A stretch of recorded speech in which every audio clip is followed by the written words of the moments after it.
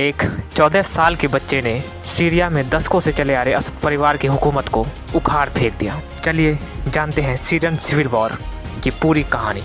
दरअसल इस कहानी की शुरुआत अरब स्प्रिंग से होती है, जो दिसंबर 2010 में शुरू होता है। इसकी शुरुआत ट्यूनीशिया से होती है। ट्यूनीशिया में राज करने वाले मोहम्मद बौअज़ीज़ी के सत्ता के खिलाफ लोग सड़क पर प्रोटेस्ट करने लगते हैं और ट्यूनीशिया में मजबूरन इस मैसिव प्रोटेस्ट के जरिए मोहम्मद बौअज़ीज़ी की सत्ता खत्म हो जाती है और धीरे धीरे यह रिवॉल्यूशन आस पड़ोस के देशों में भी होने लगते हैं। जैसे लीबिया में शासन कर रहे मुअम्मर गद्दाफी के खिलाफ भी लोग सड़क पर उतर आते हैं एंड मुअम्मर गद्दाफी को भी गद्दी छोड़नी पड़ती है और उसकी हत्या कर दी जाती है। इसके साथ ही इजिप्ट में भी मैसिव प्रोटेस्ट होता है, वहाँ भी सत्ता में बदलाव देखी जाती है। उसके साथ आसपास के और भी देशों में इसी तरीके के प्रोटेस्ट को देखा जाता है, जिसे कहा जाता है अरब स्प्रिंग, जिसके ऊपर फुल डिटेल वीडियो बन सकती है अगर आप इस वीडियो पे अच्छा रिस्पांस देंगे तब। तो इसी स्प्रिंग की झलक सीरिया में भी दिखाई पड़ने लगती है। दरअसल सीरिया में उस समय असद परिवार के शासक बशर अल असद की हुकूमत हुआ करती थी।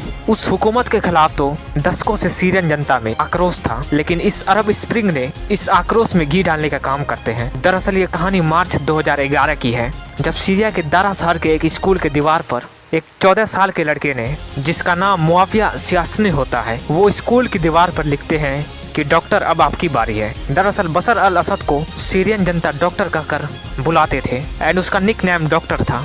और इसी शब्द को देखकर दारा शहर के रहने वाले लोग बशर अल असद के खिलाफ पीसफुल प्रोटेस्ट करने लगते हैं, लेकिन असद की आर्मी इस प्रोटेस्ट को फोर्सफुली दबाने का काम करते हैं एंड मुआविया सियासनी को भी पकड़ लेते हैं और कहा जाता है कि उसे डिटेंशन कैंप में डाल दिया जाता है, जहां उसके साथ कई सारे टॉर्चर किए जाते हैं। जिसके बाद सीरिया के अलग अलग इलाकों में जैसे अलेप्पो, हमा, होम्स, इडलिब और खुद कैपिटल दमास्कस में मैसिव प्रोटेस्ट देखने को मिलता है, जिसके रिस्पांस में असद की आर्मी ब्रूटली इस प्रोटेस्ट को दबाने लगती है। लेकिन फिर इसी आर्मी के कुछ ऑफिसर ने मिलकर असद के खिलाफ ही मोर्चा छेड़ देते हैं और अपना एक नया संगठन सीरियन फ्री आर्मी बनाते हैं। जिसके बाद बशर अल असद की आर्मी और सीरियन फ्री आर्मी के बीच खूनी झड़प होने लगती है और सीरिया धीरे धीरे एक जंग का मैदान बनने लगती है। आगे की कहानी पार्ट 2 में एक्सप्लेन करेंगे। Thank you so much watching, bye.